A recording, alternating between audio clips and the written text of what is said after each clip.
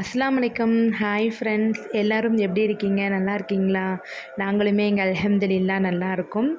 காலையில் ஒரு 10:30க்கு மச்சில ஏறி பார்க்கும்போது இப்படி தான் இருந்துச்சு. வானம் மேகமூட்டத்தோடு காணப்படுது. எல்லா பக்கமும் சரியான மழை. அந்த மாதிரி தான் எங்கள் ஊர்லேயும் மழை வெறிக்கவே இல்லை. நைட்டு கரண்டு போயிட்டு அதனால் தூங்க ரொம்ப கஷ்டமாயிட்டு ஃபுல் கரண்டு கட்டு. காலையில் தான் ஒரு 9, 9:30க்கு தான் வந்துச்சு. அதனால் நைட்டு லேட் நைட்டில் தூங்கினதுனால காலையில் லேட்டாக தான் நான் பிள்ளைங்க எல்லாருமே எழுந்திரிச்சோம். ஏற்கனவே மழையின் காரணமாக பிள்ளைங்களுக்கு ஸ்கூல்லாம் லீவ் விட்டுட்டாங்க.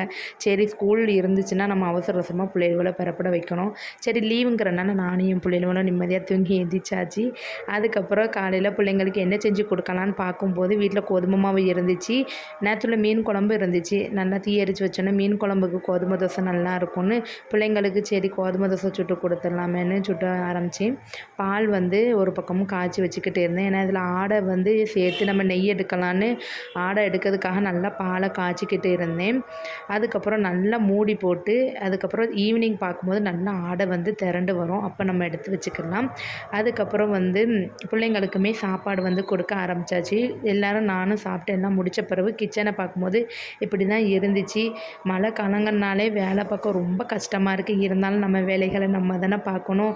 சரின்னு பிள்ளைங்க அக்கா வீட்டுக்கு போன பிறகு அதுக்கப்புறம் வீட்டில் ஒவ்வொன்றா நம்ம எடுத்து க்ளீன் பண்ணிக்கலாம் அப்படின்னு சரின்னு விட்டாச்சு. பிள்ளைங்களும் போயிட்டாங்க. அதுக்கப்புறம் வீட்டை பாருங்கள் இப்படி தான் இருந்துச்சு. அதுக்கப்புறம் இந்த கிச்சனில் பாத்திரத்தை எல்லாத்தையும் அள்ளி போட்டுட்டு வீட்டை தூத்துடலாமேன்னு தூத்துக்கிட்டு இருந்தேன். அதுக்கப்புறம் கிச்சனில் இருக்கக்கூடிய கவுண்டர் டாப் எல்லாத்தையுமே க்ளீனாக தொடச்சிட்டு அதுக்கப்புறமா யானத்தை எல்லாத்தையும் கழுவினேன்.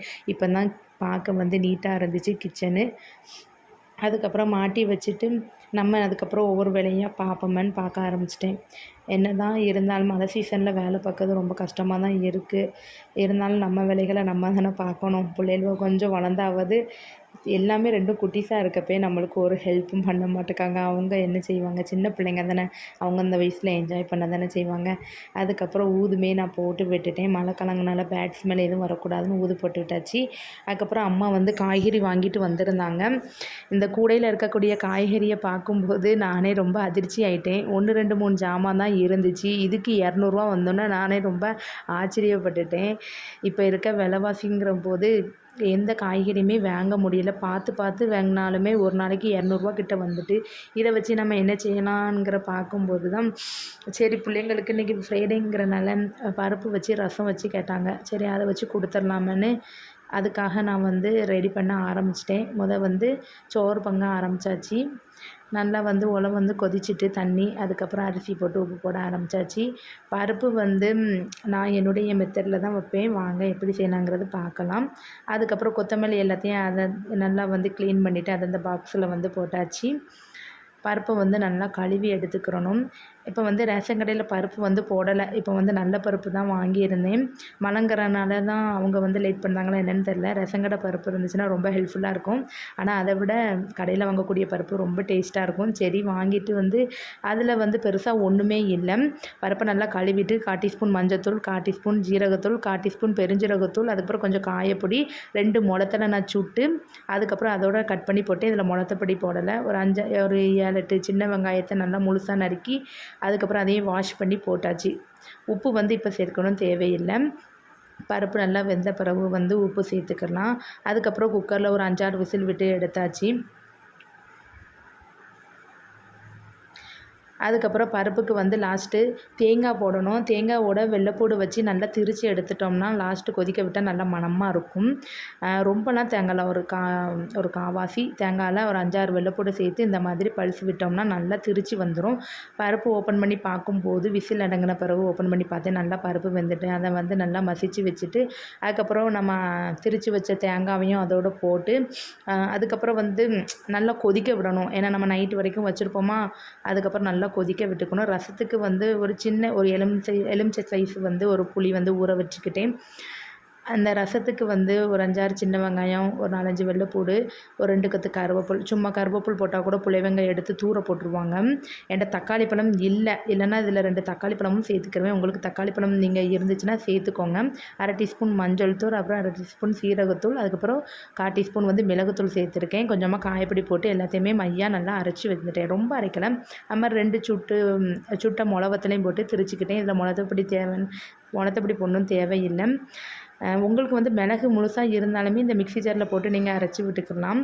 அதுக்கப்புறம் ஒரு பாத்திரத்தில் ஒரு 3 டேபிள் ஸ்பூன் எண்ணெய் ஊற்றிக்கோங்க. அதுக்கப்புறம் நம்ம திரித்து வச்சதை நம்ம இதில் சேர்த்து நல்லா வந்து பச்சை ஸ்மெல் போன பிறகு நம்ம புளி கரைச்சி வச்ச தண்ணியும் போட்டு உப்பும் சேர்த்து ரொம்ப கொதிக்க விடணும்னு அவசியம் இல்லை. நல்லா கிண்டி விட்டுட்டு சைடு ஃபுல்லாக நுர தள்ளும்ல அந்த மாதிரி டைமில் வந்து நம்ம வந்து ஆஃப் பண்ணிடலாம். லாஸ்ட்டு வந்து கொத்தமல்லி தழை தூவி ஆஃப் பண்ணிட்டா ரசம் வந்து ரொம்ப ரெடி. ரொம்ப சூப்பராக இருக்கும். நீங்கள் இந்த மாதிரி வச்சு பாருங்கள். இது ரொம்ப சிம்பிள் மெத்தடு தான். நீங்கள் வச்சு பாருங்கள், ரொம்ப டேஸ்ட்டாக இருக்கும்.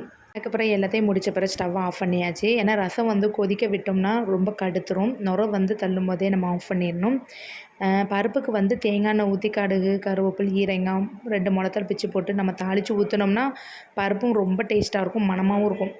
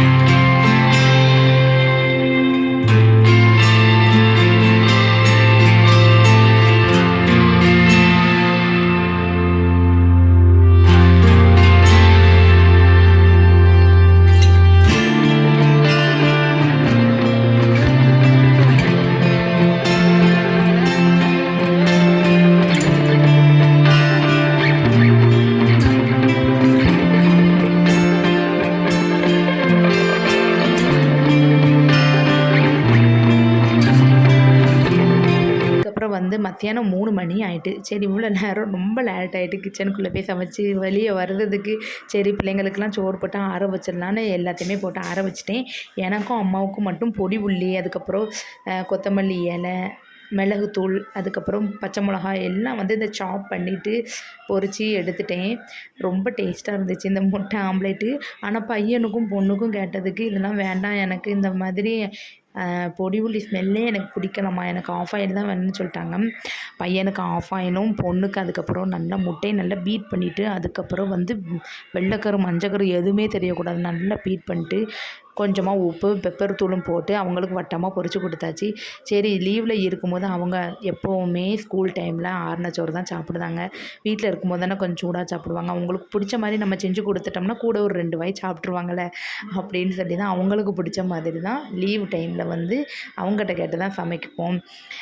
சரி பிள்ளைங்களும் என்ஜாய் பண்ணி சாப்பிட்டாங்க. அதுக்கப்புறம் நானும் அம்மாவும் அல்ஹம்துலில்லாஹ் சாப்பிட உட்காந்தோம்.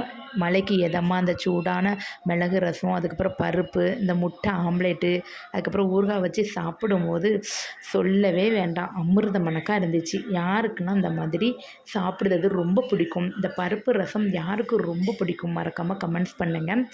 சரி நான் அந்த வீடியோவை இதோட முடிச்சுக்கிறேன். நான் இன்னொரு வீடியோவில் உங்களை சந்திக்கிறேன். பாய்.